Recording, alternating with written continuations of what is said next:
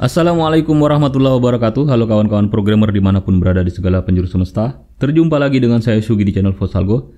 Di video kali ini kita akan berlatih membuat kelas. Jadi misalkan kita mendapatkan tugas latihan untuk membuat 1000 kelas. Jadi sebelumnya, di tutorial sebelumnya kita sudah belajar tentang cara membuat kelas, cara mendeklarasikan kelas. Ada contohnya di sini. Seperti ini, teman-teman bisa buka kembali video tutorialnya. Kemudian di dalam sebuah kelas juga ada modifier. Modifier yang bisa digunakan untuk sebuah kelas itu adalah public dan default ya. Kemudian kalau kelasnya inner class, kita bisa gunakan modifier private.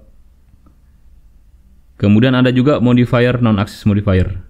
Jadi di kelas kita bisa pasangkan dia modifier default, final, dan abstract. Baik, kita langsung ke IntelliJ IDEA.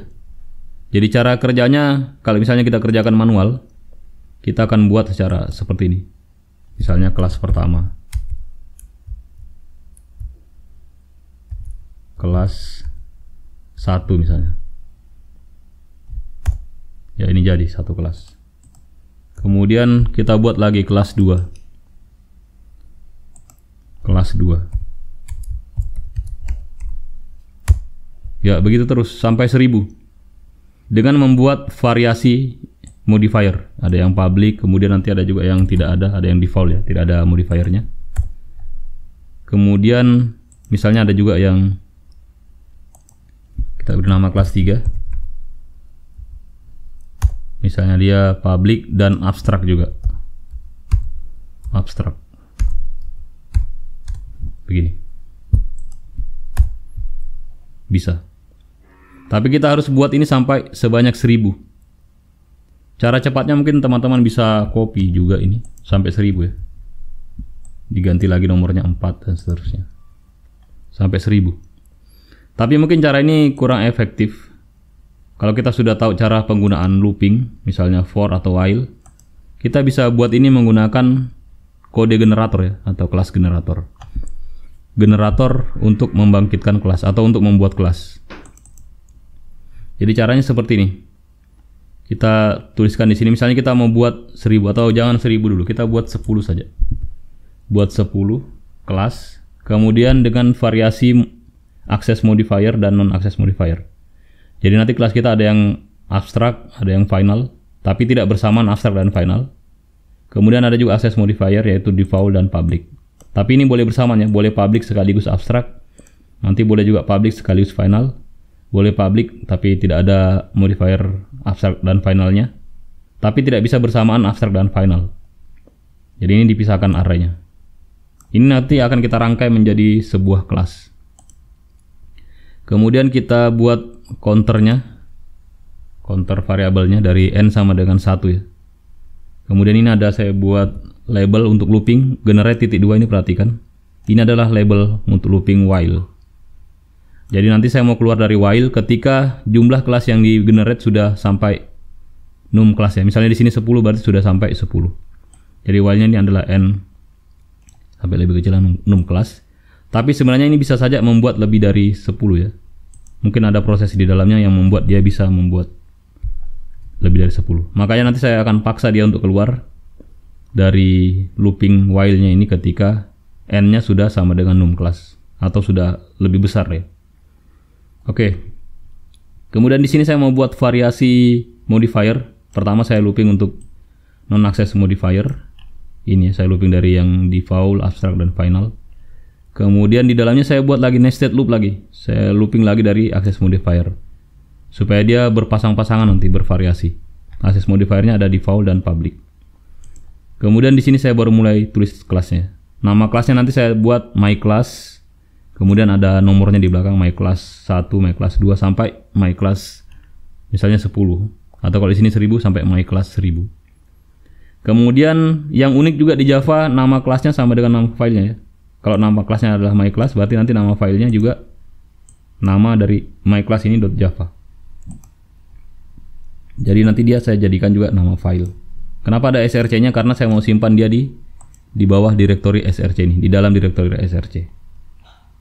Kemudian saya gunakan path untuk menulis ke file. Jadi ini pasangannya part nanti dengan ini ya, files. Saya gunakan kelas yang dari Java Neo. Kemudian untuk menulisnya saya tulis di string builder dulu sementara. Nama string build-nya kode. Jadi kodenya saya tempel-tempel di string builder. Pertama saya tambahkan akses modifier-nya dulu. Jadi dia mainkan tadi ini sesuai dengan indeksnya ya. Jadi kalau dia i-nya sama dengan 0 berarti nanti dia pakai non access modifier yang ini. Kalau nanti di sini i-nya sama dengan 1 berarti dia pakai yang non access modifier-nya abstrak. Begitu juga untuk akses modifier-nya. Dia akan mainkan, dia akan ganti-ganti ya, dia tukar-tukar berdasarkan nilai i dan j-nya. Kemudian diikuti dengan kata class ya, keyword class. Karena membuat class seperti itu. Jadi ada modifier, kemudian ada keyword class, kemudian nama kelasnya. Jadi di sini juga diikuti dengan nama kelas. Setelah nama kelas apa? Setelah nama kelas buka kurung kerawal. Nanti diakhiri dengan kurung kerawal. Buka kurung kerawal. Kemudian ini ada garis miring n, ini berarti enter. Berarti dia enter dulu. Terus di sini ada append lagi. Append itu menambahkan string ya, menambahkan ya, menambahkan string. Kayak operasi. Kalau di string ini seperti operasi konkatenasi ya. Di append terus saya garis miring t berarti saya tab. Setelah tab saya tuliskan teks ini. Member class, terus saya enter lagi. Jadi saya tab dulu satu kali, terus ada garis miring dua kali, member class, tulisan member class, teksnya member class ya. Ada string member class, terus enter. Terus di bawahnya saya tambahkan lagi balas kurung kerawalnya. Selesai. Setelah saya buat isi kodenya, kode ini adalah string builder. Saya convert dulu ke string ya. Jadi tipenya tadi kan string builder, beda tipe ini. Jadi saya convert jadi string. Untuk operasi yang banyak, biasanya banyak penambahan teksnya, banyak penyambungan teksnya, lebih disarankan pakai string builder atau string buffer daripada menggunakan ini string yang asli. Kemudian kode ini saya convert menjadi string pakai toString juga. Jadi kodenya ya, kode yang baru saya beri nama source code ya. Source code ini akan saya tulis ke dalam file. Cara tulis filenya files write string, kemudian ini path-nya adalah tadi yang terdiri dari nama file tadi. Ini ya path-nya. Nama file yang saya jadikan path. Kemudian koma source code, ini stringnya, string kodenya. Kemudian ini encoding ya. Ini teman-teman bisa ganti sesuai kebutuhan. Saya biasanya pakai UTF-8.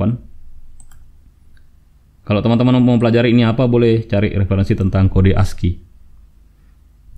Oke, kemudian ini dipasangi try and catch karena dia mengakses file. Setelah itu saya increment n-nya, n++. Jadi nanti setelah saya mau bikin kode yang kedua, n-nya bertambah lagi jadi 1 ya. Jadi nanti di sini n-nya 1. Kemudian kalau n-nya sudah sampai banyaknya kelas, sudah sebanyak ini, sebanyak 10, maka dia akan berhenti. Break dari generate. Generate ini apa? Generate ini adalah label dari looping while kita tadi. Jadi dia tidak keluar dari for yang ini, tidak keluar dari for yang ini, tapi langsung keluar dari while. Coba saya klik kanan run file. Ya, dia harusnya bikin 10 kelas ya, ini 10 kelas. Dan kelasnya bervariasi. Kelas pertama kelas my class 1, kelas kedua public class, dia bukan kelas lagi. Jadi dia variasikan modifiernya. Yang ketiga abstract class. Yang berikutnya abstract public class. Yang berikutnya final class. Yang berikutnya final public class. Berikutnya class, kemudian kembali lagi public class lagi, kembali lagi, dan seterusnya. Jadi kode ini bisa membuat sebanyak 1000 kelas ya. Bisa kita hapus dulu. Kemudian kita buat panggil lagi generatornya. Kita ganti saja 1000. Misalnya diminta untuk bikin 1000, ini diganti jadi 1000 saja. Atau misalnya 10.000, buat 10.000 kelas. Klik kanan, run file, kita generate. Oke, dia buat kelasnya di sini. Masih proses ya. Karena ini ada proses menulis file yang banyak.